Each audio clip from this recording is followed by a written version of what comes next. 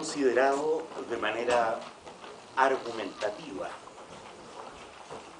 es decir, tratando de especificar premisas, consecuencias, tratando de que no sea simplemente un emplazamiento moral, de que no sea un planteamiento populista, el marxismo, considerando el marxismo de manera argumentativa, considerando un marxismo para el futuro, para el futuro. O sea, no como el masoqueo y la autocrítica y que alguna vez éramos bolcheviques y después fuimos estalinistas, pensando en el futuro. Considerando el marxismo como una hipótesis global, además, no como un conjunto de textos, de la pata de la letra, en la página 10 del Capital, en la parte de abajo dice tal cosa, no, considerando esto como un argumento. Entonces, bajo esas condiciones, sostengo que hay tres cosas en el marxismo que son las fundamentales. Uno, la crítica de la economía política capitalista. Otro, la idea de lucha de clases, el papel de la violencia y de la revolución en la historia. Otro, el horizonte comunista, la verosimilitud con que se pueda plantear el fin de la lucha de clases. Esas son las tres partes. De estas tres partes, ya avisamos en la primera sesión, la primera parte, la de la economía política, la crítica a la economía capitalista, no es lo que vamos a hacer en este curso. Y ahí entonces ustedes, como habíamos dicho, conversan con Rafael Agassino, con Orlando Caputo, qué sé yo, con Manuel Riesco. Ellos son los expertos ahí en la cosa de la economía política, que es muy pertinente, que es muy actual, porque estamos, ¿no es cierto?, todavía en plena crisis financiera internacional y vale la pena preguntar sobre eso. Lo que vamos a hacer acá, lo que estamos haciendo, es desarrollar la idea de lucha de clases, asumir las premisas y las consecuencias que esa idea, que es una idea bien dura, ¿no?, que esa idea tiene, y a partir de la consideración de las clases sociales en juego, plantear de la manera más verosímil posible un horizonte comunista, es decir, la posibilidad de una sociedad sin clases sociales. Para esta consideración de las clases sociales, hice una diferencia entre la sociología que está contenida en la obra de Marx, a eso lo llamé una sociología política, y la sociología convencional, la de la disciplina, la que se estudia en las escuelas de sociología. Y a eso lo llamé sociología convencional o también sociología científica, porque esa es la pretensión que la disciplina tiene. Somos una disciplina científica. Entonces hice una diferencia entre la sociología política y la sociología científica, análoga a la que se podría hacer también entre la economía política y la economía convencional que se estudia en las facultades de economía. La diferencia es de tipo epistemológico. En el caso de la sociología se trata del tipo de sujeto, la noción de sujeto. Y entonces enumeré un montón de diferencias epistemológicas.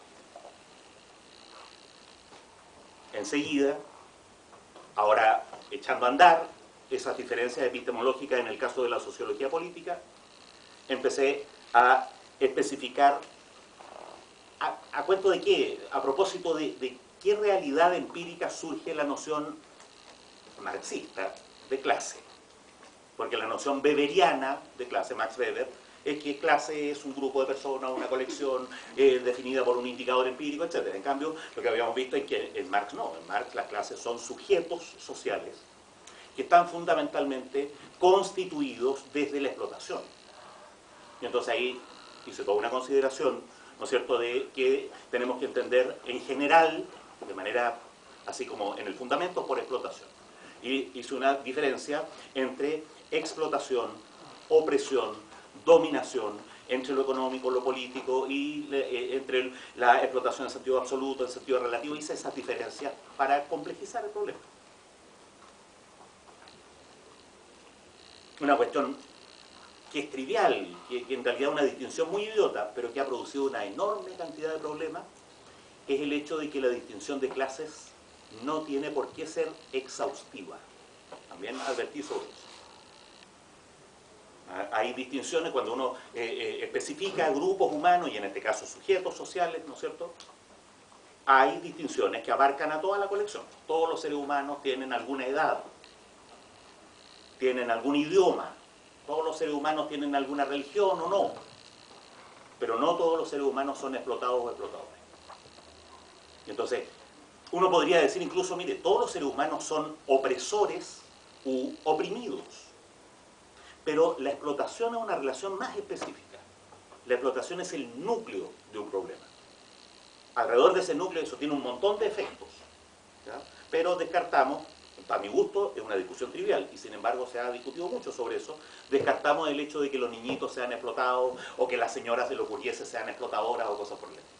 No, aquí los explotados son los que extraen valor, aquellos a los que se les extrae valor, los explotadores son los que se quedan con el valor producido por los productores directos, por los trabajadores. Pues, otra cosa que indicamos es que es necesario no solo hacer análisis de clase, también es necesario hacer análisis de estratificación social. La estrategia marxista, el horizonte comunista, se puede discernir solo en general con el análisis de clase. El análisis de clase lo que indica de manera bien abstracta, en realidad, es quién es el enemigo. Sin embargo, la política concreta es muchísimo más compleja que eso, ¿no? No basta con determinar quiénes apropian plusvalía. Además hay que determinar en concreto de esos que apropian plusvalía, y aún en el caso de que apropian plusvalía, ¿no?, hay la mayor parte, ¿no?, un contingente con el cual el movimiento popular podría contar como aliado. Y al revés, entre los productores que son asalariados, que formalmente son explotados, hay un buen contingente con el cual uno debería contar como enemigo. Entonces, la cosa es más compleja.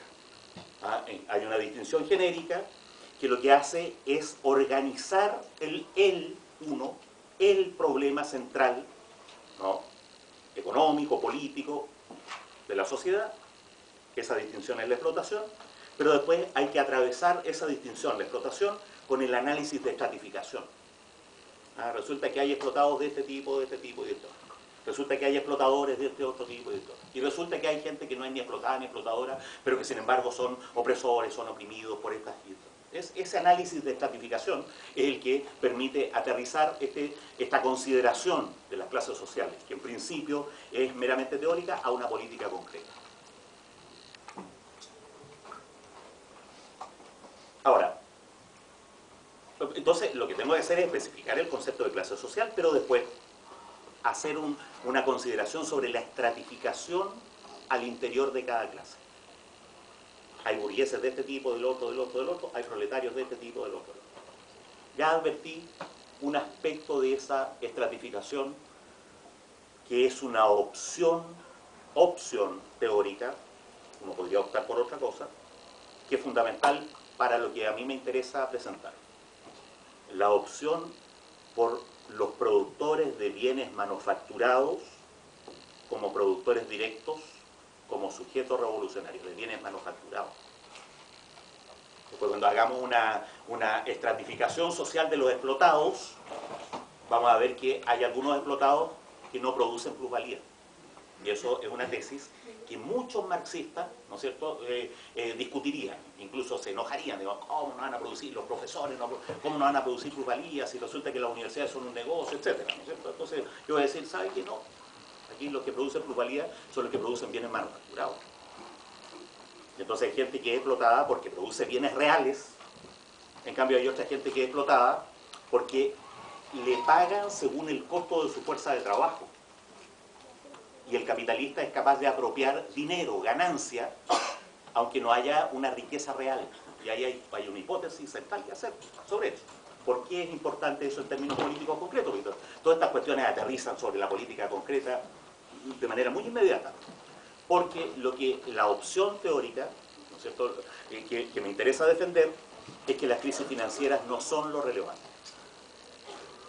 Y al marxismo lo que le importa es el destino del capitalismo, no el destino de los bancos europeos. Lo que importa no es la producción de símbolos y servicios. Lo que importa no es que ahora se producen más símbolos que sillas.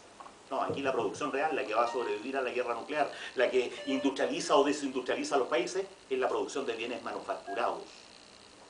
Y alrededor de eso, por una consideración de estratificación, voy a empezar a considerar el sujeto revolucionario. Este es el centro, y cerca de eso están los que producen servicios, después están más lejos, etc. ¿Se entiende? Pero hay una opción en lo que estoy exponiendo.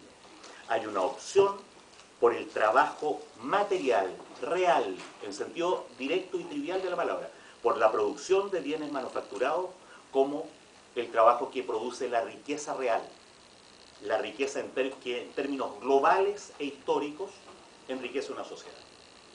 Lo demás es como el honor, la moralidad, la dignidad humana, y entonces uno dice, claro, el techo de la Capilla Sixtina enriqueció la humanidad. Claro, la más mínima guerra nuclear se va a ahorrar la Capilla Sixtina y la gente va a ir a buscar alimentos a los supermercados, y ahí ya es claro cuál es la riqueza real. Uno dice, claro, que el que haya educación, el que haya muchos científicos, enriquece a la sociedad. Sí, pero en un sentido que respecto de la cuestión material es un poco metafórico. Por supuesto tenemos una gran riqueza como personas. Imagínense, yo soy un intelectual, me gusta la gran riqueza interior. Pero soy un asalariado cagón, ¿no es cierto? Y estoy a disposición de los poderes dominantes. Entonces, aquí cuando hablamos de riqueza, tenemos que hablar de riqueza en términos materiales. Ese es el núcleo de la análisis. Objetivantes.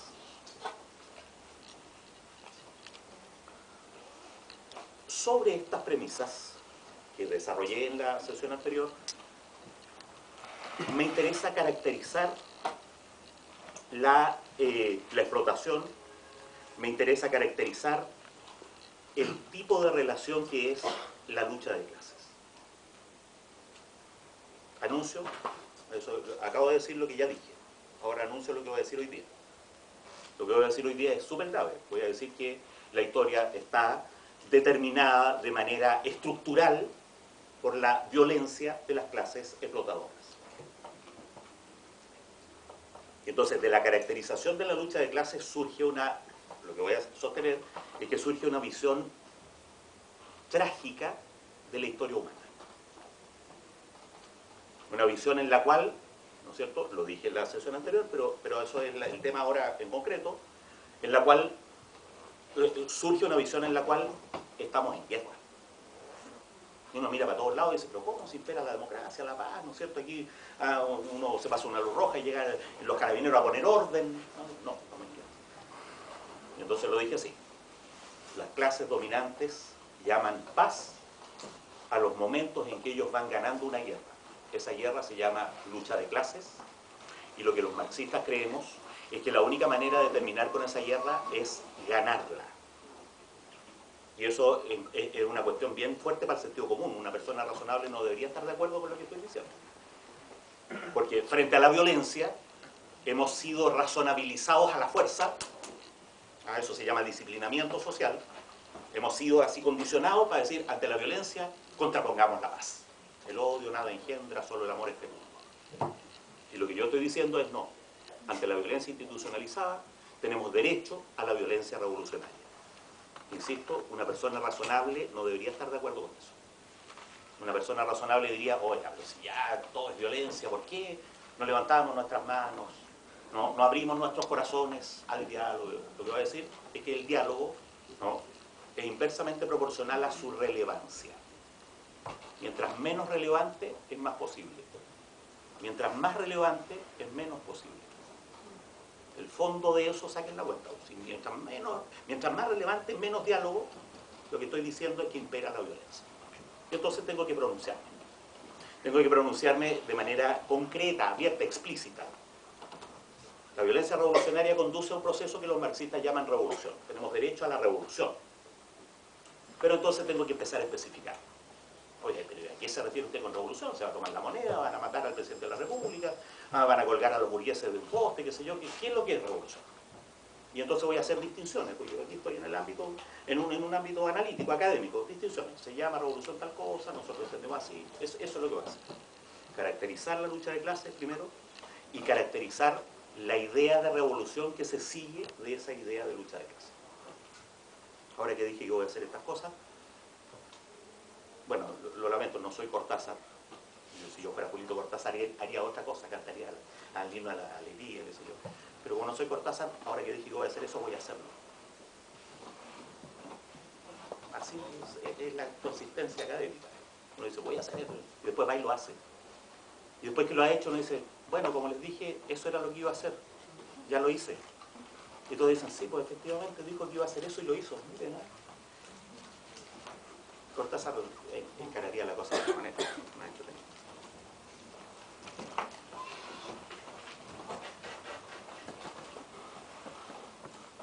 Dicho lo anterior de manera previa y en general, bajo el título genérico Introducción, ahora empecemos. Obviamente la idea de lucha de clases es impopular. Impopular. Así. Ya la vez pasada les dije, pregúntale a los profes. Pregúntale a los que sean, al profe de mecánica, en ingeniería, al profe de derecho civil, al profe de neurofisiología, en la carrera que sea.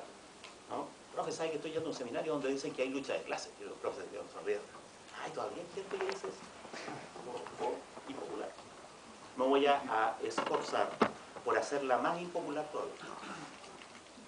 Es decir, por señalar claramente por qué esta es una idea que debería ser impopular en realidad.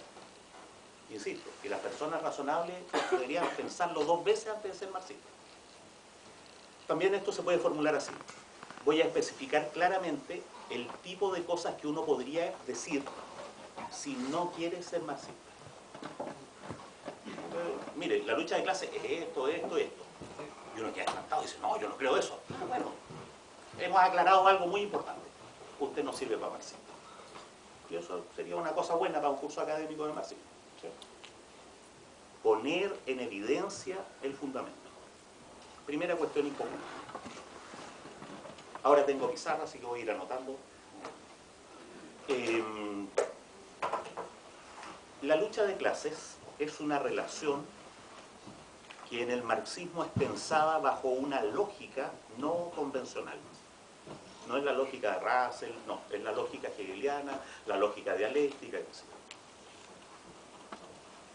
Lo que ocurre en esa lógica es que las relaciones son más reales que las cosas que se relacionan. Es una cuestión bien exótica la que estoy diciendo. En realidad lo que ocurre no es que hay capitalistas, proletarios, primero, segundo, y luego entran en una relación de explotación. No, desde el punto de vista de la lógica que está en juego aquí, lo que hay es explotación. Dado que hay explotación, puesta la relación, resultan los términos. Eso en términos así epistemológicos más concretos significa que ser burgués no es una propiedad de alguien, no es un estado, no, es el resultado de una relación, es un resultado, un efecto. Voy a decirlo en difícil porque se está quedando muy claro. No, ser burgués es una función social, es una función. Llevémoslo al extremo. ¿Ah? Si un capitalista está durmiendo, no es capitalista. No, es capitalista mientras está en la relación, o sea, mientras mueve el capital. Entonces esta no es una relación, a ver, digámoslo como lo dicen los postmodernos, entre sujetos preconstituidos. No, es una tontera, esa es la idea cartesiana del sujeto. No, aquí los sujetos se constituyen a partir de la relación. Y la relación, la explotación, es una relación súper clara. Valorización, desvalorización absoluta o relativa. Debido a eso, una primera cosa que se puede decir de la lucha de clases como relación, ¿no?, es que es una relación dicotómica. Esto de ciencias sociales es una palabra impopular. Nadie quiere decir, no, cada vez que uno dice dicotomía, dice, no, esto no puede ser una dicotomía, esto es una cosa más compleja, etc. No, esta es dicotómica. No hay un problema. Es dicotómica por lo que está en juego. Lo que está en juego es que alguien sale ganando y alguien sale perdiendo. Es así de simple. La objeción posible es, pero ¿y dónde queda la diversidad de lo social? Por supuesto que hay diversidad de lo social. Pero distingamos, no es lo mismo hacer análisis de clase que hacer análisis de estratificación. Desde el punto de vista de la estratificación social, hay una enorme diversidad. Incluso es tautológico que haya diversidad, porque depende del criterio empírico que uno decida para clasificar seres humanos, la diversidad con la que se encuentra. ¿Sí? ¿Hay dicotomía en religión, en género, en edad? No. Entonces, el punto no es la dicotomía en general. No, los análisis de estratificación muestran, ¿no?, muchos sectores, una gran diversidad en distintos sentidos. El análisis de clase, en cambio, debido a aquello que lo constituye, es dicotómico. En resumen, solo hay explotados y explotadores. Pero ojo, hay gente que no es ni explotada ni explotadora. ¿Por qué? Porque no es una distinción exhaustiva. ¿Sí? No cubre todo el universo. Pero enseguida, ¿no?, esta relación, la lucha de clases, es una relación antagónica. Esto es más impopular todavía. Es antagónica por la condición que pusimos la vez pasada de qué es la explotación. Dijimos, mire, hay explotación cuando una de las condiciones, cuando la valorización de uno de los términos depende causalmente de la desvalorización absoluta o relativa del otro. ¿Sí? Entonces pusimos ahí un ejemplo. Si usted regala algo, entonces pierde valor y otro lo gana. Claro, pero ahí no hay explotación, porque es un regalo. No, cuando mi valorización depende causalmente de la desvalorización del otro. ¿Por qué es importante eso? Porque hay un interés objetivo en mantener ese intercambio desigual. El interés objetivo surge de que yo, como explotador, no me valorizaría si no fuera por la explotación. Como hay un interés objetivo en la valorización y la desvalorización, entonces la relación entre un término y el otro es directamente contradictoria. No sé si entiende. Cuando hay una situación en que lo que le conviene a uno solo resulta en la medida en que no le convenga al otro, la relación es directamente contradictoria. El antagonismo implicado en la lucha de clases es un antagonismo objetivo. Eso es importante porque no depende de la buena o mala voluntad de los que están en juego. ¿Sí? Resolvamos, vayamos planteando preguntas que son cotidianas, que son razonables, que suelen ser muy profundas y que no son nada de trivial. ¿Puede haber burgueses generosos? No es nada de trivial. Respuesta, sí, pues, por supuesto que puede haber burgueses generosos. El problema es que cuando un burgués es generoso no sobrevive como burgués. Quiebra, al poco rato hay otro se lo come. Entonces, pero hay burgueses crueles. Sí, pero no es relevante que los burgueses sean crueles. Si un burgués es cruel, egoísta, avaro, probablemente le va a ir bien como burgués. Pero que le vaya bien como burgués no depende de eso. Eso es algo que apoya, ayuda. Pero el ser explotador o el ser explotado no es primariamente una condición subjetiva, es una relación objetiva. Esa cuestión tiene consecuencias políticas. Eso quiere decir que los burgueses, ¿no es cierto?, nos están cagando, pero no nos están cagando porque quieran, para decirlo en el lenguaje de Pío XII, ¿no es cierto?, para mantenernos en la institución acá. El capitalismo no es intrínsecamente perverso.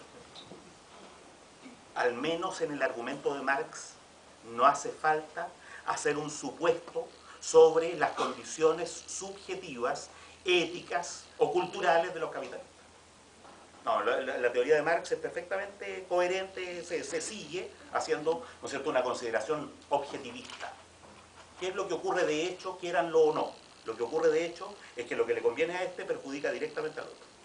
Y eso es una relación antagónica. Pero ya al principio, me importan estos dos porque son muy impopulares, pero debería haber puesto al principio, ¿no?, el hecho de que esta relación, la lucha de clases, es una relación constituyente. Aquí hay una cuestión de prioridad filosófica y de prioridad política. Desde un punto de vista filosófico esto debería ir en primer lugar. Pero desde un punto de vista político, en realidad el hecho de que sea dicotómica y antagónica es lo más grave. Y esta cuestión filosófica es como de segundo orden.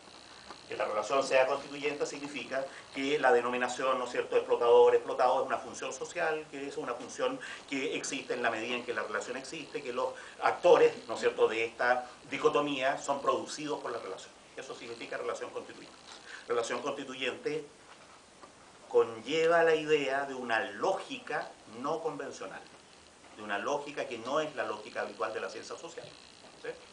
Las ciencias sociales tienen una lógica más bien cartesiana, tienen una lógica, ¿no es cierto?, más bien analítica, descansan en el individualismo metodológico, etc. Y los postmodernos tienen razón en haber criticado esas cosas, haber criticado el individualismo metodológico, haber criticado, ¿no es cierto? Aquí hay otra, en la lógica que está explicada, alternativa a la lógica de las ciencias sociales. ¿Sí? La lógica de la deconstrucción, la lógica del postestructuralismo también es una lógica alternativa, pero de otro tipo. ¿Sí? Una consecuencia dicotómica, antagónica, constituyente, es que para los marxistas la lucha de clases es una relación estructurante. Eso es un problema bien concreto de sociología, ¿no? Lo que pasa es que la hipótesis marxista es que las instituciones tienen su origen en la lucha de clases.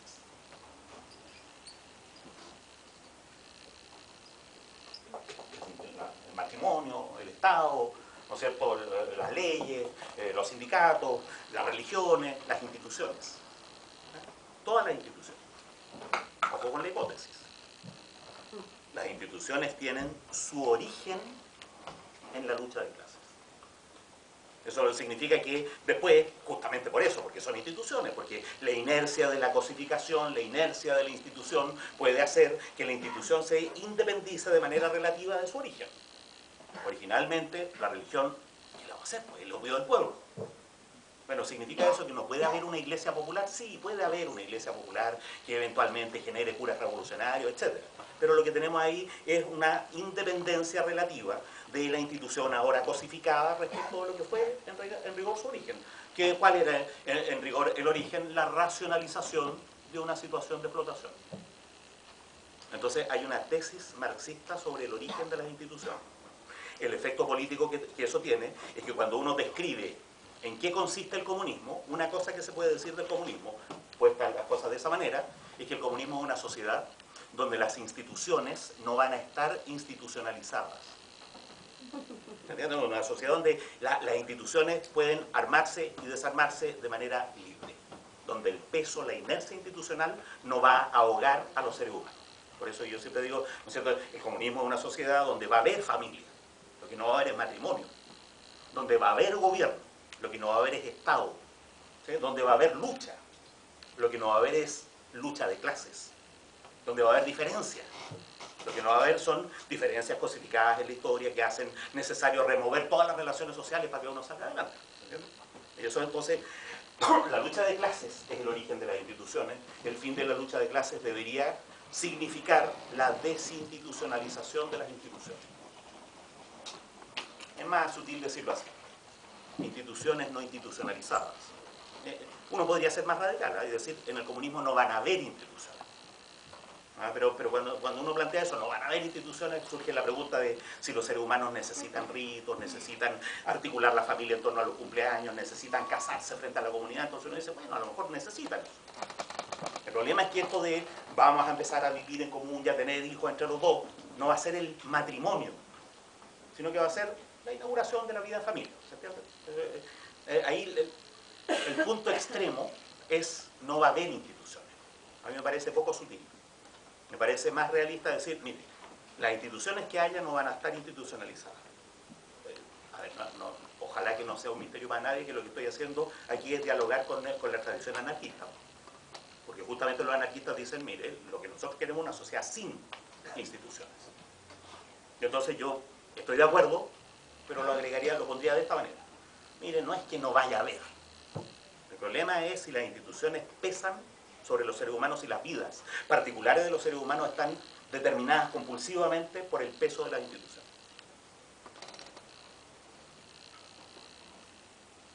Digamos en quinto lugar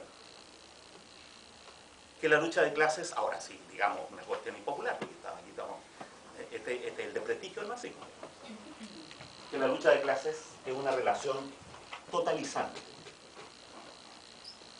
Y ahí, claro, por supuesto, sobre todo los franceses, pensaban que la pequeña burguesía francesa es la más pequeña burguesa de las pequeñas burguesías. Entonces los franceses de Descartes para adelante creen que son yo. ¿Sí? No que son yo Pérez, sino que cada uno de ellos es un yo. Y entonces cuando uno dice totalizante, al tiro entienden totalitario.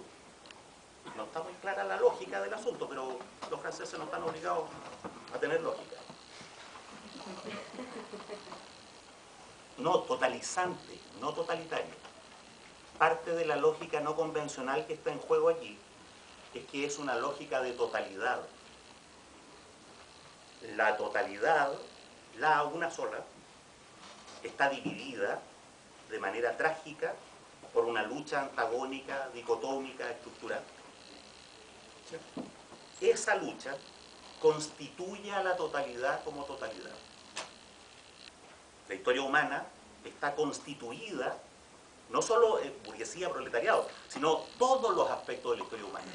Y ahí están los burgueses, los proletarios, pero también están los niñitos, los desempleados, los viejos, las señoras, qué sé yo. ¿Sí? O sea, no solo los explotados y los explotadores, los oprimidos y los opresores resultan oprimidos y opresores desde la lucha de clase.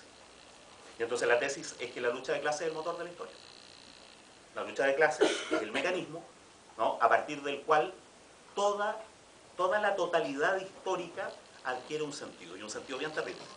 El sentido que adquiere es que la historia es violencia, atravesada por la violencia, por una guerra en torno a la apropiación de productos sociales. Es una relación totalizante. Una relación que involucra de manera existencial a los que están en juego. Que los involucra, digo de manera existencial en el sentido de que involucra sus ideas, sus vidas, sus modos de vida. Todo determinado desde ahí. Y yoito, no tengo cómo respirar respecto de esa opresiva totalidad. Sí, usted puede respirar. A ver, preguntas cotidianas, pero profundas. ¿Sí? Bueno, ¿y no puede haber un burgués de izquierda acaso? Sí, puede haber. Piensen, por ejemplo, en don Vicente García Huidobro, poeta y mago, dueño de la Viña Santa Rita, candidato a la presidencia de la República por el Partido Comunista. Entonces, como uno de los latifundistas más importantes de Chile era comunista. Puede ser, sí, eso puede ser. Pero no es relevante. Pero no es relevante. No sé, que para los franceses esto es espantoso, ¿no? Yo no soy relevante. No. Pero entonces usted tampoco. Tampoco. Eso en Francia es muy grave. No sé si aquí será muy grave. Bueno, los chilenos, en la medida que son arribistas, individualistas, self-made man, self-made woman, entonces, claro, también se piensan relevante. No, no es relevante. Si usted es capitalista, puede ser de izquierda. Si usted es proletario, puede ser de derecha. Porque estamos hablando de la totalidad histórica, de manera global e histórica. Estamos hablando, esto no es un análisis intersubjetivo. La lucha de clase no es una relación, por decirlo así, persona a persona. No, es una cuestión bien terrible entre una función social que excede al actor individual y otra función social que excede sus buenas o malas intenciones. Noten que un actor individual puede sobreponerse a esa posición individual, es decir, yo quiero imponer mi voluntad sobre la historia, voy a regalar toda mi propiedad privada a los obreros. Está bien. La pregunta es si puede haber un burgués generoso. Sí, pero eso no altera la historia del capitalismo. ¿Se entiende? Noten que pueden haber unos proletarios que digan, ay, estamos súper felices aquí siendo explotados y que bueno, vivan los burgueses. Sí, pero eso no altera la historia del capitalismo. Esto es un análisis global e histórico de sujetos sociales en que los individuos, los particulares, son efecto de una situación. Eso se llama enajenación. ¿Sí? Se llama enajenación en el sentido de que la individualidad no se pertenece a sí misma, sino que está producida, determinada desde algo que le resulta ajeno. Yo quería pololear, ¿no es cierto?, con la Manuelita Munategui, ¿no es cierto?, García Huidobro, don Vicente. Bueno, no don Vicente, yo, Carlos Pérez. Pero ella era de la burguesía latifundista. Eso excede mi voluntad individual, nos amamos. Pero ella era rica. Y yo soy consecuente. Cuando ella me dijo que me amaba, le dije, no, prefiero a mi clase. Me sentiría un traidor a mi clase. Puede ser eso. Es bonito, puede ser, pero no es relevante. Porque estamos hablando del proletariado como clase, de la burguesía como clase, y no precisamente de don Vicente Huidobro, de doña Manuelita Munati, que es el caso histórico para decir cosas desagradables, ¿no es cierto?, de Piñero, de no sé qué. Noten que acabo de enumerar las razones por las cuales uno podría no ser marxista. Aquí es una cuestión de premisa y de consecuencias. ¿Sí? Si usted no quiere ser marxista, argumente contra alguna de estas cosas. Voy a poner como en el orden así de ranking de popularidad antimarxista. ¿Qué es lo más popular antimarxista? Lo antagónico. Lo antagónico. Yo no puedo creer que los seres humanos estén trabados en antagonismos en que el diálogo no sea posible. Entonces, si yo no puedo creerlo, o sea, hay gente que razona así. Si usted supone eso, no nos queda más alternativa que la guerra. No puedo creer eso, porque creo en la racionalidad de los seres humanos. Bueno, lo felicito, eso, hay una premisa, hay una consecuencia, son más o menos coherentes. ¿No? Le informo, sin embargo, que usted no puede ser marxista en esas condiciones. Eso no es un defecto. El problema es que, no sé si se entiende, tales premisas tienen tales consecuencias. Entonces, si ustedes creen que el odio nada engendra, que solo el amor es fecundo, o que tratar de terminar una guerra ganándola conduce a puros desastres, el miércoles tuve un debate muy bonito con el profesor Atria, ¿no es cierto?, en la Facultad de Derecho. Y él en su ponencia, yo estaba defendiendo el derecho a la violencia revolucionaria en la Facultad de Derecho. Entonces, era una cosa como espantosa. Entonces, parte de su argumento prudente, de hombre razonable, es, mire, cuando usted desata la violencia termina apoderándose de los que la desatan. Y nadie sabe lo que puede pasar. Y entonces puso un ejemplo terrible, que yo en realidad me dio una cara de llorar al mismo. Salvador Allende podía suicidarse y suicidándose evitaba la guerra civil. Pero Pinochet, eso lo cuenta Carlos Altamirano, me enteré ahí, el profesor Atria contó que en la memoria de Carlos Altamirano dice, o en una conversación con Gabriel Salazar, Altamirano dice, Pinochet le propuso a Allende, le dijo, mire presidente, aquí lo que usted tiene que hacer es buscar un general leal, ir a meterse a un regimiento y resistir. Con un regimiento leal, con un general leal, resistir 3, 4, 5 días. ¿Por qué? Porque durante esos 3 o 4 o 5 días que usted resista, los campesinos, los obreros, los trabajadores van a venir a apoyarlo y a lo mejor ganamos esa batalla. ¿Se entiende? No es que es un camino posible, pero es un camino que desata la violencia. Allende dice, de aquí no me sacan, y resiste. Y en cambio, Allende habría tenido entonces la imagen de Balmaceda. Para evitar que esto empeore, yo me mato. ¿Sí? Y entonces, chuta, fíjense qué terrible, ¿eh? ¿Qué hacer? Pónganse una mano en el corazón. Ustedes dicen, yo sé que va a haber una dictadura fascista. Yo sé que el pueblo va a ser reprimido. Yo sé que esta cuestión va a ser durísima, pero si me mato, va a ser un poco menos. En cambio, si resisto, capaz que sea peor. ¿Se entiende? ¿Y qué elige uno ahí? ¿Te advierto el criterio marxista? El criterio marxista es, nos metemos en un regimiento, aguantamos y asumimos las consecuencias. Y entonces el profesor Atria razona y dice, ¿no es cierto?, pero eso desata la violencia. Y yo le pregunto, en el foro, esto ocurrió, como digo, antes de ayer, pregunto, pero profesor, ¿por qué usted habla de desatar la violencia? Como si antes de ese desatar no hubiera violencia. No pasará más bien que la violencia ya está desatada. Porque si los tipos producen, ¿no es cierto?, CO2, ¿no?, y el hoyo en la capa de ozono llega hasta Antofagasta. Porque si la crisis financiera destruye los estados de bienestar que ellos mismos construyeron, entonces, ¿de qué podemos hablar? La violencia capitalista ya está desatada. Entonces no me venga aquí con que los revolucionarios que se metieron en el regimiento desataron la violencia. No, lo que hicieron fue responder. a la violencia burguesa desatada. Pónganse una mano en el corazón y evalúen. No es fácil. Admito, eso es esencial, ¿eh?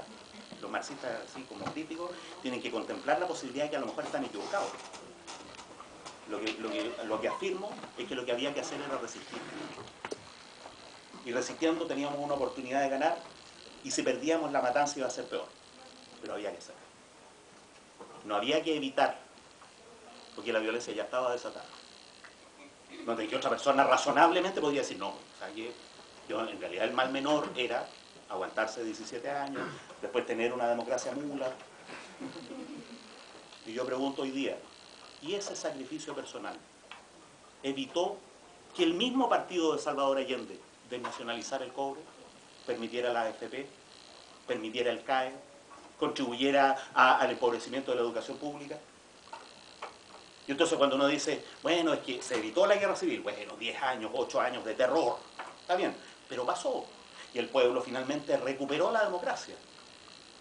Y entonces uno dice, bueno, se desató la violencia fascista, pero después el movimiento popular volvió a la paz y se recuperó la democracia.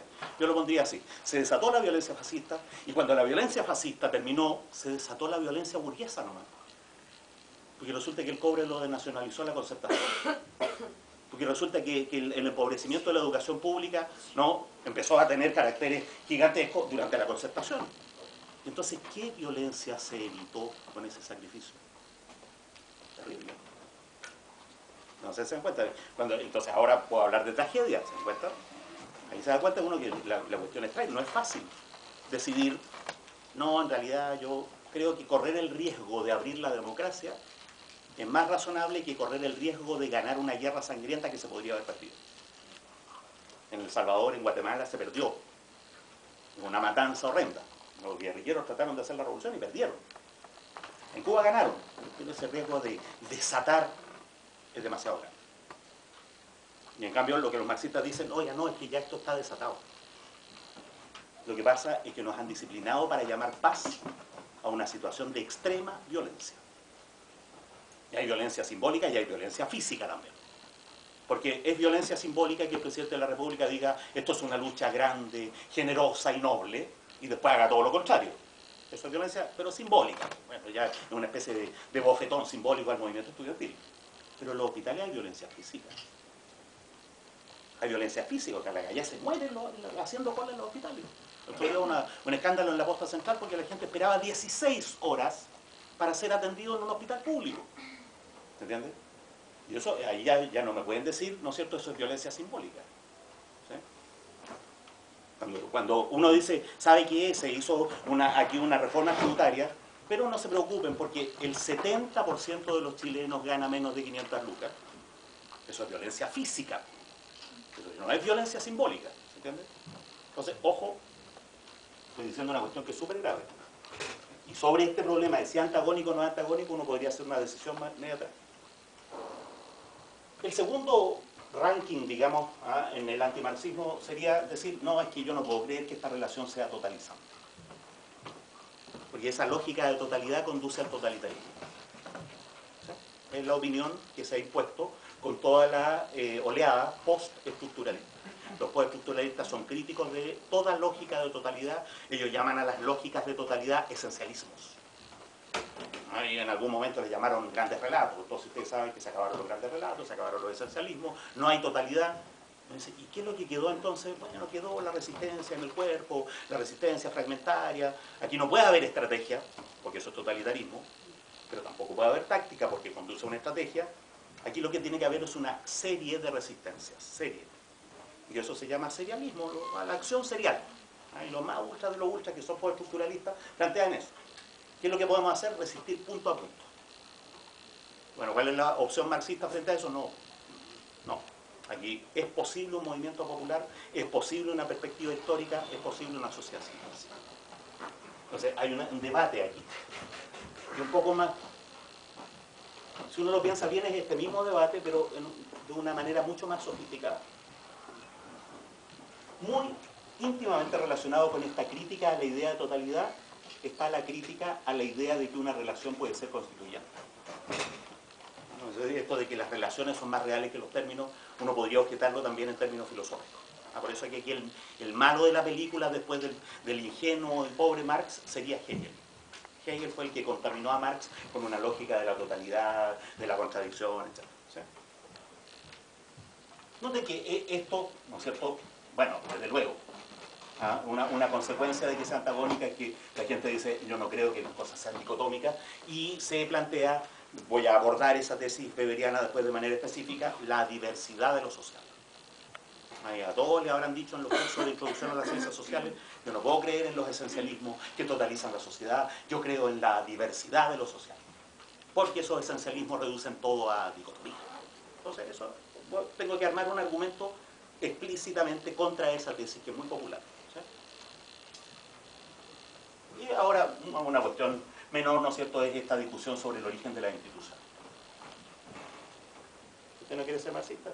Entonces, yo voy a agregar un agravante para el punto más impopular de todos, que es la conexión que hay entre el hecho de que la explotación es totalizante y el hecho de que es una relación antagónica. ¿Sí? Lo que voy a poner, para poner en evidencia ese fundamento, no para demostrarlo, sino para explicitarlo, ¿no?, es la noción de enajenación. ¿Sí? La relación de explotación es por antonomasia la relación de enajenación más, ¿no es cierto?, directa. Eso es la enajenación. Aquello que se constituye en torno a la explotación. El concepto de enajenación tiene una larga historia, a mí me interesa el argumento, ¿no?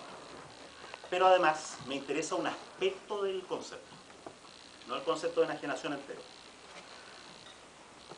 Lo que me interesa es el aspecto cognitivo, ¿no?, el aspecto que tiene que ver con la conciencia de sí que hay implicado en la palabra enajenación o en la situación de enajenación.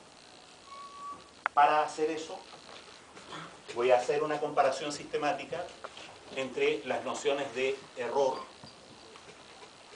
mentira y enajenación. ¿Qué es lo que pasa con las clases dominantes? ¿De dónde tan mala onda esto de que nos exploten? ¿Será que están equivocados y hay que explicarles algo? ¿Será que saben que nos están cagando pero nos mienten y nos cagan igual? ¿O será una situación de enajenación? ¿Sí? Esa es la distinción que quiero hacer. ¿Qué clase de situación existencial es la que está ahí? Desde un punto de vista, como digo, cognitivo, que no es todo el asunto, lo que hay de común entre error, mentira y enajenación es una diferencia entre el discurso y la acción. Lo que esos conceptos, esas situaciones tienen en común es que alguien dice una cosa cuando en realidad está ocurriendo otra. ¿Sí? En el error, yo digo algo, pero estoy equivocado. Yo puedo salir del error. Alguien me puede explicar, mira, en realidad lo verdadero es esto. Lo que tú estás diciendo es falso. Noten, por lo tanto, que el error supone una diferencia entre lo verdadero y lo falso. Habría un punto de vista de lo verdadero respecto del cual lo que estoy diciendo es un error. Lo característico del simple error es que no hay un interés particular implicado en el hecho de estar equivocado. No hay interés. De eso se sigue que salir del error no debería ser, hay gente que es porfiada, pero no debería ser un gran problema existencial. Si me explican bien, mira, en realidad la verdad está otra, yo debería entender, debería asumir. Sí, es cierto. ¿Sí? Noten que puedo llegar a saber que estuve en un error. Voy a decirlo desde un punto de vista psicoanalítico, usando la categoría psicoanalítica. Eso significa que el error es una situación de la conciencia. De la conciencia, o sea, el error es algo que yo no sé que tengo, pero puedo saberlo. Puedo llegar, a mí me pueden explicar, y yo puedo reconocer. No hay un impedimento en reconocer un error. Desde luego el procedimiento va a pasar, noten que aquí lo que cabe es pasar de la verdad, del error a la verdad. ¿Ah? Y ese procedimiento, pasar del error a la verdad, se puede obtener en condiciones normales, ideales, a través del diálogo. Ese diálogo no tendría por qué ser demasiado conflictivo. Distinto, en cambio, es el caso de la mentira. En la mentira, alguien dice algo que sabe que es un error o que es falso, que no es verdad. Noten que no tiene sentido decir que alguien no sabe que miente. Porque una condición de la mentira es que uno sabe que está mintiendo. ¿Sí? Una consecuencia de eso es que nadie se miente a sí mismo. Porque si uno se miente a sí mismo, uno sabe que está mintiendo. Entonces no es una mentira. Uno dice que se miente, pero uno sabe la verdad. No, para mentir uno tiene que saber qué es lo que está diciendo. Ahora, claro, en la mentira hay un punto de vista de la verdad, hay un punto de vista de lo falso, pero hay un interés implicado. Un interés que me lleva a, sabiendo que tal cosa es falsa, a decirle igual, como si fuera verdad. Sin embargo, yo sé que estoy mintiendo, y otro, me pueden pillar mintiendo. Si me pillan, me acorralan, qué sé yo puedo reconocer si en realidad era una mentira. Eso, usando la categoría psicoanalítica preconsciente, consciente, inconsciente, significa que la mentira es un fenómeno de la conciencia. Esta cuestión de la conciencia, voy a decirlo de manera un poquito más difícil por si está quedando muy claro, para que después ustedes digan, oye, en la clase era más difícil. Toda clase de conceptos filosóficos. Dicho de manera más difícil, es que el error y la mentira son ideas, son representaciones que corresponden o no corresponden a lo verdadero. ¿Sí? Son ideas o representaciones. El error, la mentira son ideas, representaciones. O el error, la mentira tiene que ver con lo que la gente piensa. Y a partir de lo que piensa, dice. Es más difícil un diálogo respecto de la mentira. Porque la mentira implica una cierta resistencia, pues hay un interés en mentir. Sin embargo, a la larga, el diálogo podría fructificar. No es imposible, a través del diálogo, poner en evidencia tal cosa es la verdad, tal cosa es la mentira. Y el que miente podría ser llevado, a través del diálogo, a reconocer que está mintiendo. ¿Sí? Lo que pasa con la enajenación, en cambio, es que hay un fuerte, un intenso interés implicado. Un interés hasta tal punto intenso y abarcante que tiene un significado existencial. Hay un interés que implica un compromiso existencial. Literal, ¿eh? Estoy hablando en chileno. La existencia de alguien queda comprometida en algo que no es cierto, en un discurso que no corresponde a lo que está ocurriendo. Noten que como la existencia está comprometida en esa diferencia, el que está en esa situación no solo no sabe que está en esa situación, sino que no puede saberlo. Eso, a los que estudian psicología, es inmediato, ¿no? Esa situación no solo no lo sabe, sino que además hay un impedimento para saberlo, en lo que Freud llama inconsciente. ¿Sí? Inconsciente no es no consciente.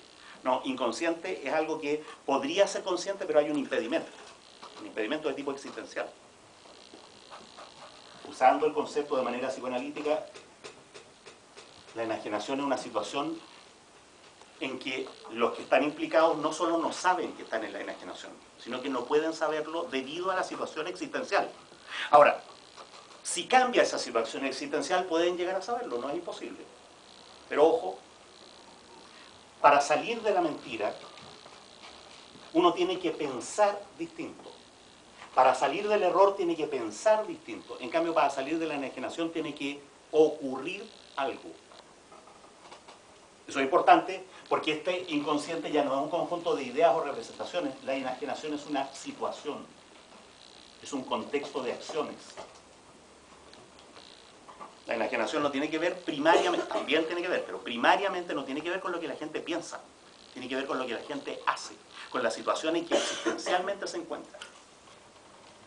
No es que no se pueda salir de una situación de enajenación, lo que pasa es que para salir tiene que ocurrir algo. Y ocurrir algo que subvierte todo el contenido existencial de los que están implicados. Desde un punto de vista epistemológico, desde un punto de vista lógico, lo que pasa es que es una anomalía bien grave. Lo que pasa es que la situación de enajenación es una situación correlativa. No hay un punto de vista no enajenado. No, hay una enajenación correlativa de uno respecto del otro. ¿Qué significa eso? Que desde un punto de vista lógico no hay un punto de vista de la verdad. Eso también hace falta una lógica no convencional para sostener que lo que pasa en la enajenación es que hay una verdad tan verdad como la otra directamente contrapuesta. Se puede decir de manera sofisticada y difícil, ¿no? De manera sofisticada y difícil es la verdad está dividida contra sí misma. Eso es la formulación hegeliana. Si lo decimos más en chileno, diríamos, mire, lo que pasa en las situaciones de enajenación es que no hay una diferencia entre lo verdadero y lo falso. No, hay dos verdades. Y noten que si hay dos verdades que además comprometen existencialmente a cada uno de los que las sostienen, entonces el diálogo no es posible. ¿Se dan cuenta?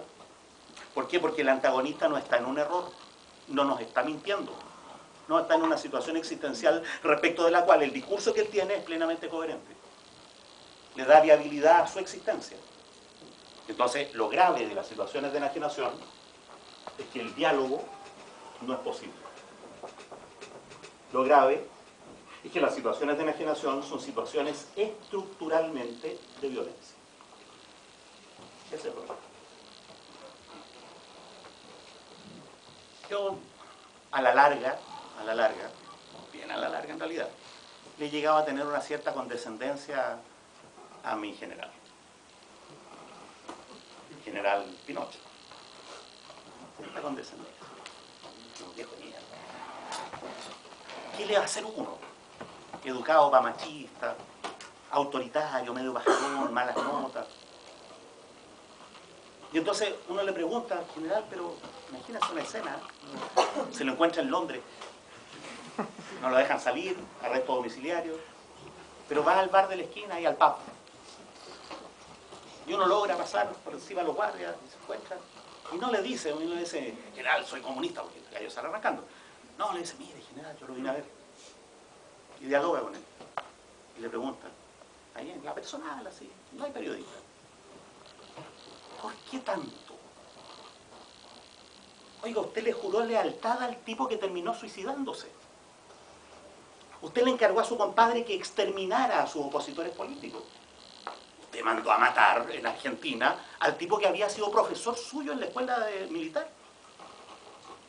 Usted era conocido directo del canciller y lo mandó a matar en Washington. ¿No le parece mucho haberle pegado un par de balazos al hermano Bernardo Leighton? Eso es mucho, en general, como tanto. ¿Qué diría Pinochet? Él. Diga, mire, yo entiendo que es mucho. A usted le voy a confesar. La verdad, es mucho, es gravísimo. Pero la patria estaba en peligro. No te que Pinochet no puede decir, lo que pasa es que soy un asesino compulsivo, me pagó el imperialismo. Esto lo hice a favor de la burguesía. No se dan cuenta, hay un problema de coherencia existencial. Pinochet no es un emisario de la burguesía para sí mismo. No, él está al servicio de la patria, desde su punto de vista. Y entonces me dice, era un deber patriótico. Noten lo terrible, ¿eh? Porque mientras más asesinatos hay, más patriota tiene que ser Pinochet. Porque la cosa se va agravando, entonces, ¿pero cómo tanto? Oiga, pero se echaron 3.000 personas. Y más encima los fueron a sacar y los tiraron al mar. Bueno, que la patria estaba en peligro. Eso es una conspiración del marxismo internacional. Si nosotros hubiéramos reconocido que los tipos estaban ahí enterrados, el marxismo internacional se habría aprovechado. Entonces, ¿qué hicimos? Los sacamos, los tiramos al mar. Pero usted cree que mire, por la patria todo. Pregunta. ¿Nos está mintiendo? Yo creo que no. que primero es atribuirle una cuestión subjetiva. El gallo es como a priori decir, este gallo es un mentiroso. No, no es verosímil además. No es verosímil que se esté mintiendo a sí mismo. No es verosímil que no se dé cuenta de la gravedad de lo que ocurrió. No nos está mintiendo. Entonces uno podría ahora traer la estadística, ¿no es cierto?, de la Vicaría de la Solidaridad y mostrarle. En general, usted está en un error respecto de la gravedad de lo que ocurrió. ¿A usted no parece que no le han contado que los torturados fueron como 30.000, que los exiliados fueron como 200.000, que los asesinados fueron como 10.000? ¿Le han contado eso? ¿Está en un error? No. En este país no se mueve ni una hoja sin que mi general lo sepa. ¿Usted va a decir que le llegaron con la novedad de que había matado a Letelier? No. Cuéntela firme. Bueno, sí, nos reunimos, yo me opuse. Pero ahí el consenso fue que había que matar a Letelier y yo, bueno, por la patria dije, sí, procedan nomás. Es lo máximo que puede decir, ¿no? Pero que no venga aquí con que caí en un error o me engañé. ¿Qué queda de este tontón pajarón machista que se las cree todas y dice, pero me hicieron leso durante 17 años seguidos? No puede ser eso. ¿Se dan cuenta? Plop. Está atrapado en una situación que solo puede racionalizar de un modo con el que nosotros estamos radicalmente en desacuerdo. Y entonces lo que hay que decir es que está diciendo la verdad. Lo que pasa es que esa es la verdad de Pinochet y nosotros tenemos otra verdad. Lo que hay que decir es que el diálogo es imposible. A no ser que le pase algo, a no ser que le ocurra algo. Y le puede ocurrir algo, por ejemplo, los norteamericanos lo pueden despreciar. La burguesía, los niños maravillas de Chacarilla pueden decir, yo debía haberme preocupado más de los derechos humanos en esa época. Si mi general estuviera vivo, estaría llorando al grito, porque si sus propios niños maravillas vienen después y dicen, no, en realidad parece que se cometieron excesos, y se hacen un helado. Y entonces mi general podría, a la larga, decir, ¿sabes qué? A mí me parece que yo fui Romeo y Julieta. Romeo, juguete del destino, dice Romeo. Cuando mata, ¿no es cierto?, al primo de la niña con que se había casado, parece que a mí me usaron. Llega a una conclusión terrible respecto de sí mismo. ¿Por qué? Porque le ha pasado algo muy grave. Todo el mundo lo traiciona. Todo el mundo, imagínense que lo hubieran metido preso. Imagínense que estará pensando Contreras ahora en Punta Peuco, a pesar de que sale cuando quiere. Estará pensando, me cagaron. Me usaron para barrerle el piso y resulta que ahora soy yo el preso y ellos se hacen millonarios. ¿Se dan cuenta? Es decir, de una situación de enajenación, que ya es violenta, solo se sale a través de la violencia. ¿Están dispuestos a compartir ese criterio? ¿Se dan cuenta que es duro, es terrible lo que estoy diciendo? Una persona razonable debería decir, no, yo no puedo creer que haya situaciones de las cuales solo se puede salir a través de la violencia. ¿Cómo no va a ser posible explicarle? Y hay grandes pedagogos que han tratado de explicarle a los seres humanos, ¿saben qué? Miren, en vez de pelear tanto ojo por ojo, pongan la otra mejilla mejor. Ya han estado 2000 años. Y el procedimiento como que no avanza mucho. Y cada cierto rato les vienen ataques de sinceridad y dicen, la verdad es que estábamos desprestigiados porque algunos de nosotros hemos abusado. Y uno dice, y ellos eran los vicarios de Cristo. No estaríamos a esta altura, ¿no?, ya en condiciones de tirar la esponja con eso del diálogo indiscriminado. Alguien podría decir, mi posición humanista me impide una opción como esa. Perseguiré el diálogo a como dé lugar. Y en el momento crucial de la historia, preferiré matarme para evitar que se desate la violencia. Eso es Salvador Allende. ¿Y ustedes hubieran estado en la moneda que habrían hecho? Noten que hay una cosa media penca en que Pinochet propuso la solución. Porque uno dice, Pinochet era el malo. Pero tenía razón. Y si en una de esas ganábamos, ¿se puede saber? ¿Hay una garantía? No, perdíamos igual. Venían los norteamericanos, invadían Chile. ¿Y si Chile era el Vietnam de América Latina? No, es que los chilenos no nos daba tanto. Pero eso lo decidimos a priori. No sé si se dan cuenta. La cuestión es esta. Aún en el caso de que hubiéramos perdido, ¿no habría valido la pena correr el riesgo? Lo que estoy sosteniendo no es que valía la pena correr el riesgo. Lo que estoy haciendo no es decidir Allende debió haber resistido. No, lo que estoy poniendo en evidencia es que la situación es una tragedia. Un notable filósofo que llegó a ser antimarxista, después de haber sido comunista, que se llamó Maurice Merleau-Ponty. Maurice Merleau-Ponty escribió un libro terrible que se llama Humanismo y Terror. Y en ese libro, Merleau-Ponty dice, lo que pasa es que los marxistas tienen un concepto trágico de la historia.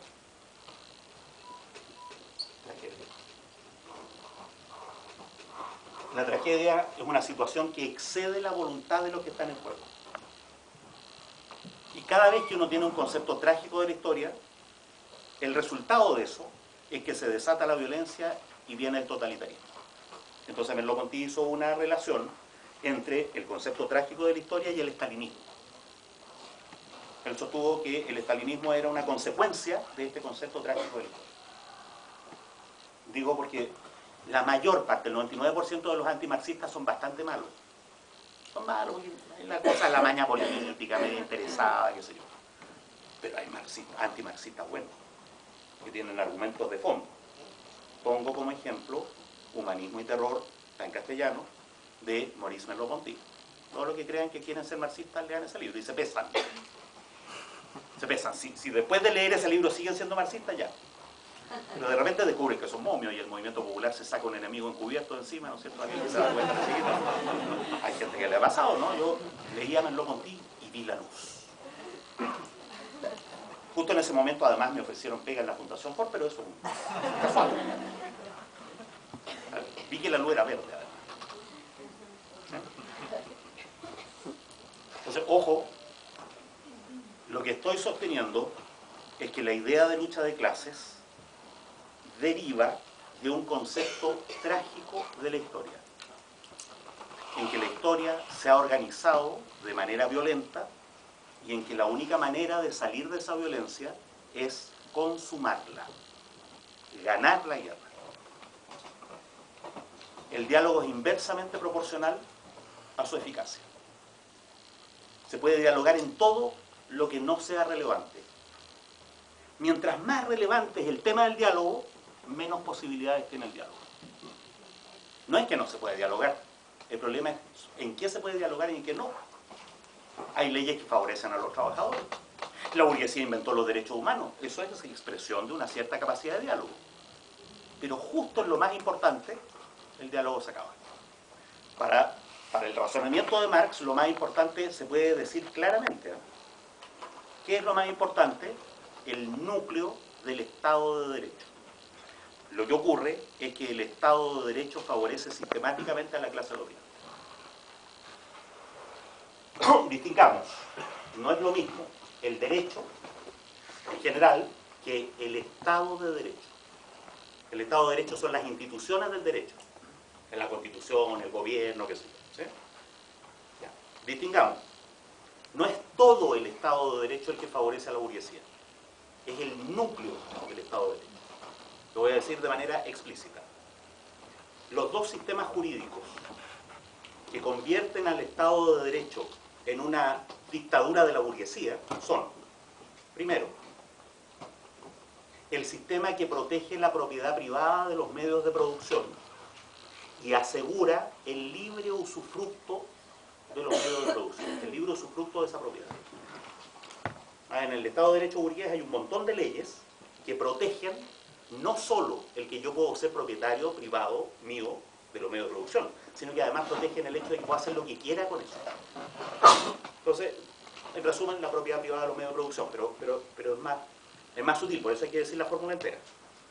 Aquí hay un conjunto de normas que aseguran que los propietarios privados de los medios de producción pueden hacer lo que quieran con sus medios de producción. Por ejemplo, producir un enorme hoyo en la capa de ozono sin que nadie lo pueda controlar. ¿Sí?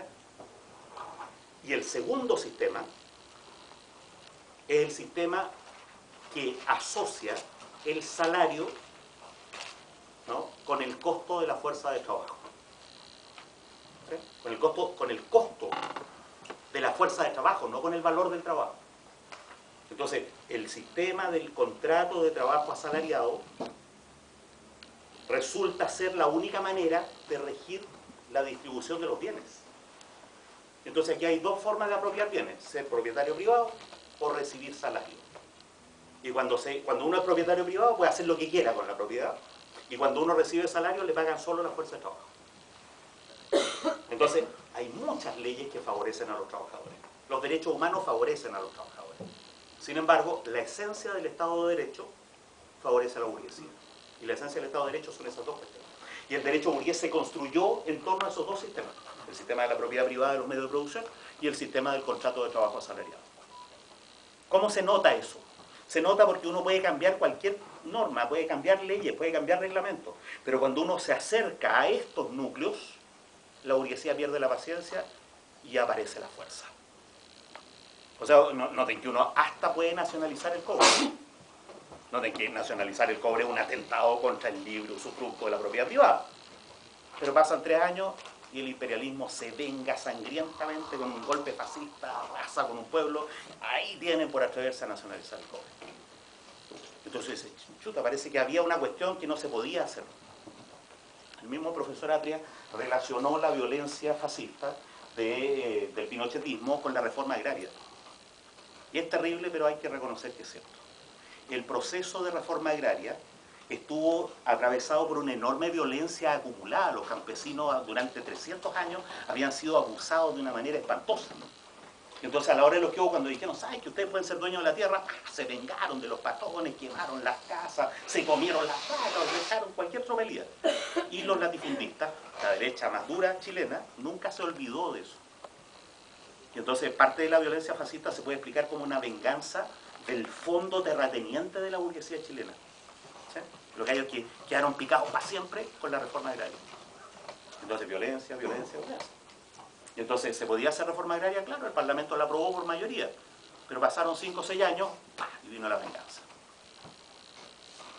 Uno puede decir aquí, pero si llevemos nuestros conflictos al Parlamento, queremos educación gratuita, no hay recursos, ya pues, que nacionalizan el cobre. Noten que el cobre ni siquiera hay que nacionalizarlo, el cobre es chileno. No, que eliminen el sistema de concesiones mineras. Hagan eso, apruébenlo. Apruébenlo de nuevo por un 100% del Parlamento como lo hicieron en el año 71. ¿Ustedes creen que el Estado chileno sobreviviría a una nueva nacionalización del cobre? Todos sabemos, presentimos lo que ocurriría. Sí, claro, espérense un ratito y ¡pah! ¿Se dan cuenta? Noten que estuvieron 50 años construyendo estados de bienestar. Y a la hora de los que hubo, destruyeron sus propios estados de bienestar, llevándose las industrias a China y a la India. Tienen límites. Frente a eso, ¿qué garantía nos dan del procedimiento democrático? ¿Nos pueden dar garantías de que las grandes mayorías nacionales que creen que las riquezas deberían ser nacionales, ¿no es cierto?, se van a poder expresar? ¿Nos dan esa garantía? Y entonces nos dicen, bueno, la imperfección de la democracia.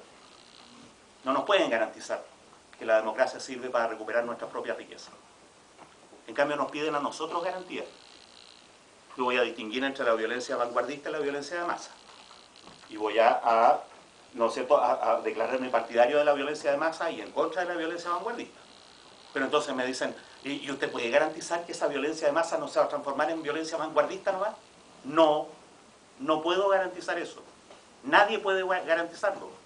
¿Por qué ahora tendríamos que dar garantías de nuestra violencia si ellos no han ofrecido nunca ninguna garantía sobre la violencia de la clase dominante? No sé si se dan cuenta que hay una especie de propósito de decir los campesinos que fueron abusados durante 300 años debieron haber hecho la reforma agraria, ¿no es cierto?, civilizadamente, como si fueran caballeros ingleses. No. Puestos en una situación de violencia estructural, empeñados en sembrar viento y en sembrar viento, que no nos vengan a decir que estamos predicando tempestades. Porque el que siembra tiene que cosechar en algún momento. Ahora pónganse la mano en el corazón. ¿A alguien le cabe alguna duda de que a la hora de lo que hubo el Estado de Derecho va a favorecer a las clases dominantes? Yo hago clases en la Escuela de Derecho en la Chile, hago un ramo electivo, un ramo católico.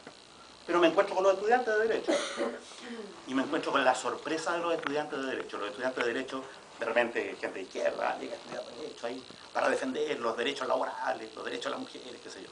Y entonces llegan al ramo de Derecho Civil. Y en Derecho Civil el profe empieza a explicar que todo beneficia a los capitalistas. Y los estudiantes quedan medio espantados, así los de izquierda. Y siempre alguien levanta la mano y dice, pero profe, esta cuestión beneficia a los puros empresarios nomás.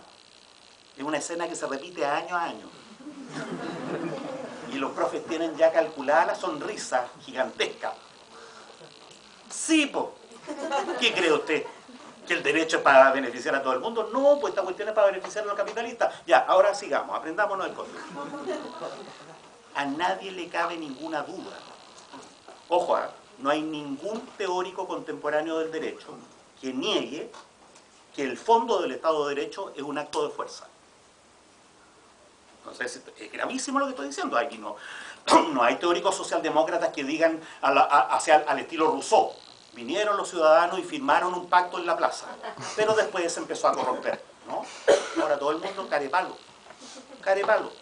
Eso se llama poder constituyente. El poder constituyente son los poderes, pues los gallos hacen los lesos así. Hay poderes, nunca especifican qué poderes. Pero todos los teóricos, que el Senhart, qué sé yo, después se puede moderar el poder constituyente a través de vías democráticas, pero el acto fundacional es un acto de fuerza. Bobbio, perfectamente socialdemócrata, dice, mire, cuando usted está en reglas, en normas más o menos menores derivadas, esas reglas, esas normas están apoyadas por la fuerza del derecho. Yo me puedo amparar en el derecho para hacer imperar determinadas regulaciones. Pero cuando usted se empieza a acercar a las normas fundamentales, ahí lo que impera es el derecho de la fuerza. No sé si se dan cuenta la carepalo. Hay fuerza del derecho cuando la discusión es más o menos chica. Pero cuando la discusión es grande, impera el derecho de la fuerza. Y entonces uno dice, mire qué interesante, ¿y quién tiene la fuerza? ¿Me permite decirlo de manera marxista? Las clases dominantes.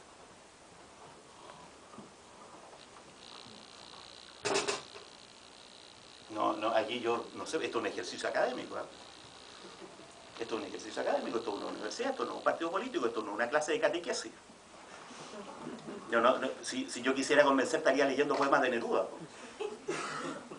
¿No? Pongo mi mano en tu hombro y te digo en las orejas, ganaremos. Ganaremos nosotros, los más sencillos. Ganaremos, aunque tú no lo creas, ganaremos. Pero ese discurso está destinado a que ustedes sean marxistas. Este discurso que estoy haciendo no está destinado a que sean marxistas. Está destinado a que entiendan lo grave que es ser marxista. Y no se anden metiendo en camisa 12 varas si no están dispuestos a asumir que en algún determinado momento, cuando vienen los palos, hay que afrontar los palos. ¿Se dan cuenta? Porque uno puede tener buenas intenciones. Muchos progresistas, sean progresistas de cualquier otra manera, sean anarquistas, sean socialdemócratas, sean liberales republicanos. Pero si se meten a marxistas, sepan que lo que hay en juego es una cuestión extremadamente grave. ¿Sí?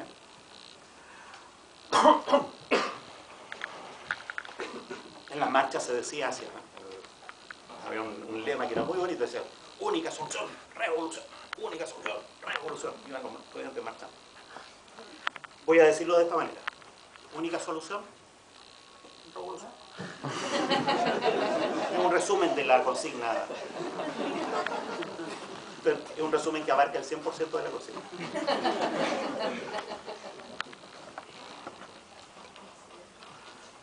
Como esto es un ejercicio académico, especifiquemos. Oiga, pero ¿qué está diciendo usted cuando dice que lo que hay que hacer es una revolución?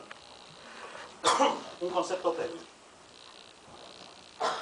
La completa hegemonía de la clase dominante sobre la esencia del Estado de Derecho, Marx la llamó dictadura de la burguesía.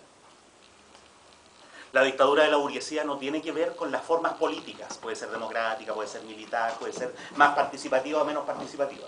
No, es una dictadura en el sentido de que cuando se llega a discutir lo fundamental hay un límite. Y entonces la burguesía apela al derecho de la fuerza y abandona, ¿no?, la fuerza del derecho. ¿No? Y entonces, la cosa que a Marx más le gustaba, hay una carta muy emocionante a mí. Yo me emociono de estas cosas porque uno es marxista, así como genético, ¿no? Marx le escribe a un amigo: yo no inventé la teoría de la pluralidad. Yo no inventé la idea de clase social o de lucha de clase. Si yo quisiera ser recordado por algo, dice Marx, me gustaría que me recordaran por la siguiente idea. ¿Todos de pie? Solo la dictadura del proletariado, la dictadura revolucionaria, solo la dictadura revolucionaria del proletariado puede derrocar a la dictadura de la burguesía. Entonces, Marx es palabra de Marx. Entonces, Marx dice, la dictadura del proletariado es la respuesta a esto. Entonces uno dice, a ver, pero ¿de qué dictadura me está hablando? ¿Usted me está hablando de un Pinochet de izquierda? ¿De qué? No, estoy hablando de un Estado de Derecho que favorece sistemáticamente a los trabajadores. Hay una diferencia sistemática. Noten que ni siquiera es necesario prohibir la propiedad privada. No. Si el Estado de Derecho asegurara que no hay libre usufructo sobre la propiedad, sino que toda propiedad privada tiene que estar subordinada a los intereses sociales, eso ya sería una dictadura del proletariado. O sea, si los capitalistas estuvieran obligados por la Constitución, por decirlo así, a pagar impuestos del 90% de la ganancia, a reciclar todos los desperdicios ecológicos, a respetar las diferencias étnicas y de género, si estuvieran obligados por la Constitución, esa Constitución sería una dictadura del proletariado. Independientemente de si se consiguió por la vía armada, si es democrática, si llegamos por las elecciones. Y entonces, aquí, dictadura tiene que ver con la esencia del Estado de Derecho, no con el acto de votar o no votar. Y entonces, solo la dictadura revolucionaria, dice Marx, del proletariado, puede derrocar, dice Marx, derrocar a la dictadura de la burguesía. ¿Por qué me importan esas dos palabras? Porque Marx está diciendo, ¿sabe que esta cuestión no es por el diálogo? Esta cuestión va a ser un proceso violento. Aquí, lo que hay de por medio es un proceso político que se puede llamar revolución casi por definición. Ojo, noten que por definición, cuando uno está en contra de la esencia del Estado de Derecho, eso es una revolución. Eso se llama subversivo. Independientemente de las buenas intenciones, de si yo practico la subversión por la vía armada o haciendo clases en una universidad que está pensada para otros fines. Ya hablar contra el Estado de Derecho es subversión. Así que si alguien avisen, avisen. Oye, ¿sabes que ahí en el quinto piso está ocurriendo una cosa muy rara? Alguien está predicando ideas subversivas. Entonces me llama el rector y me dice, pero profesor, los estudiantes son relativamente ingenuos, capaz que le crean, ¿no? Usted no puede hablar en contra del Estado de Derecho así impunemente, porque eso es subversivo. Sí, rector, le diría yo, soy subversivo, por definición. ¿Sabe por qué? No me imagino, yo no sé quién es el rector de aquí, pero la cara que pondría. Porque yo creo que solo la dictadura revolucionaria del proletariado puede derrotar a la dictadura de la burguesía. Esto estuvo prohibido constitucionalmente, hubo que hacer un arreglo constitucional para defender la libertad de enseñanza, porque resulta que la Constitución del 80 prohibía difundir ideas que directa o indirectamente propagaran la violencia o profesaran la violencia. Y lo que yo estoy diciendo aquí, ¿sabes? Que la violencia ya es, y la única manera de resolverla es la violencia. Aquí estoy. No estoy predicando la violencia. Estoy predicando el derecho a responder de manera violenta a la violencia que ya hay. No es lo mismo decir, vamos a iniciar una guerra, que decir, tenemos derecho a contestar la guerra que tienen sobre nosotros. Pero, como digo, en términos académicos, especifiquemos, porque la palabra revolución puede significar, de hecho, ha significado muchas cosas distintas. Revolución. Como dice Nicanor Parra antes de que se volviera loco, decía revolución, revolución. ¿Cuántas contrarrevoluciones se han hecho en tu nombre?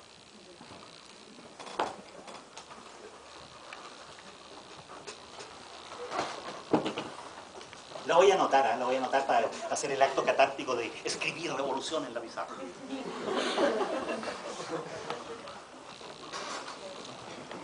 En el lenguaje natural, esa es la manera elegante de decir como uno habla todos los días, ¿no? Revolución es un proceso que de suyo, no hay manera de escapar eso, se supone más o menos rápido,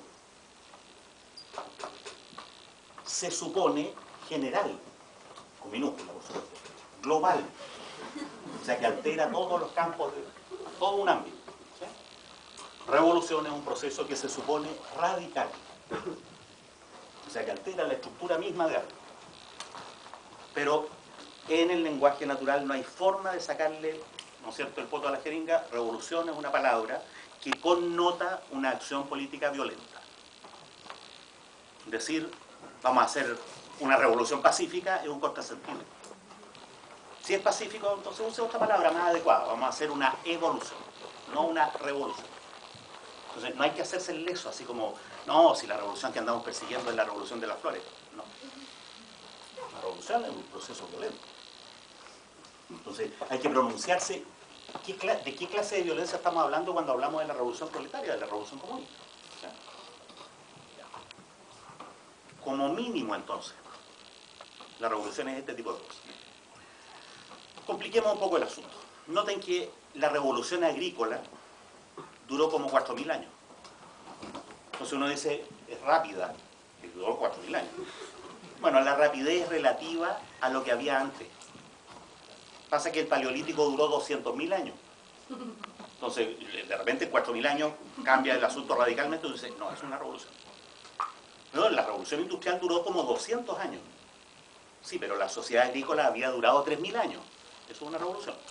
¿Sí? Entonces, ojo con la rapidez, porque no es un juicio absoluto. Tiene que ver con en qué contexto se da esa rapidez. Por otro lado, global, general, no hay cómo sacarle el quite.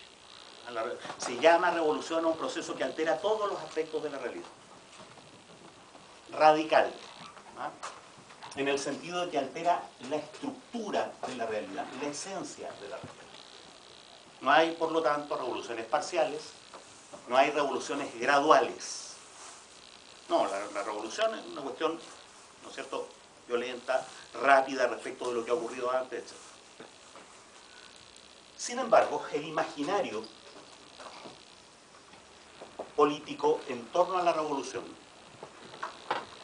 está como detenido, el imaginario de la izquierda y también el de la derecha, está detenido en torno a dos eventos que son ejemplares en la modernidad. Uno es la toma de la Bastilla, el otro es la toma del Palacio de Invierno por los bolcheviques. ¿Sí? Eso ha creado la noción de que una revolución es un evento.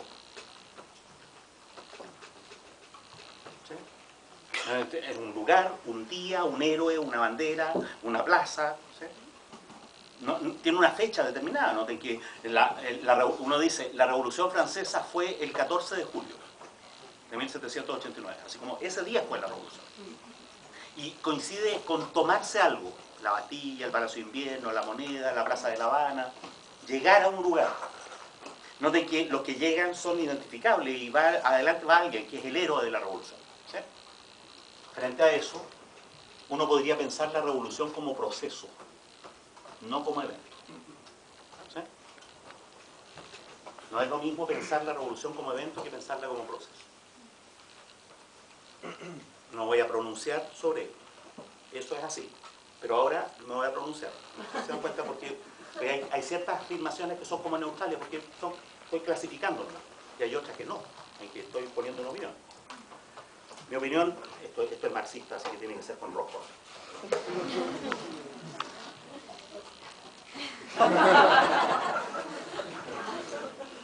De lo que se trata para los marxistas es más bien de un proceso que de un evento. Esa es la revolución relevante.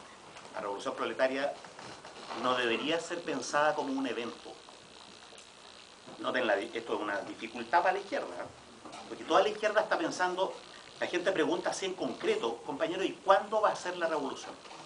¿Cuándo? Así, pensando, no un día, pero un par de meses, un año. Este es el año de la revolución. ¿Cuándo? ¿Ah? La gente le dice a uno coloquialmente, y es muy profundo, no es casual, no es banal. ¿Y cuándo nos tomamos la moneda? O nos tomamos algo, Santiago, por ejemplo, la Comuna de París. ¿Cuándo nos tomamos algo? ¿Bajo qué himno? ¿Cuál va a ser el partido? ¿Quién va a ser el líder? Es difícil para la propia izquierda marxista pensar la revolución como proceso. Sin embargo, Marx, que admiraba la Revolución Francesa, no pensó la revolución como un evento. El ejemplo más revolucionario que Marx tenía a la mano, porque la Revolución Rusa no había ocurrido, ¿no?, está en el Manifiesto Comunista. Marx dice, la burguesía es la clase más revolucionaria que ha habido en la historia, porque no puede existir sino a condición de revolucionar permanentemente su modo de vida. Entonces uno dice, a ver, si la burguesía era la clase revolucionaria, ¿en qué estaba pensando Marx? En la revolución burguesa. ¿Cuál es el ejemplo ejemplar de la revolución burguesa? El que ocurrió en Inglaterra, no el que ocurrió en Francia. La revolución burguesa es la revolución industrial. La revolución industrial se demoró 300 años. Noten que a lo largo de esos 300 años le cortaron la cabeza a un rey. Carlos I pagó. Hubo una guerra civil que duró 10 años. Pero la revolución burguesa se demoró 300 años. Entonces, ojo, yo voy a hablar después en las sesiones siguientes sobre el horizonte comunista, y lo que voy a decir, ¿saben qué? La revolución comunista es un proceso.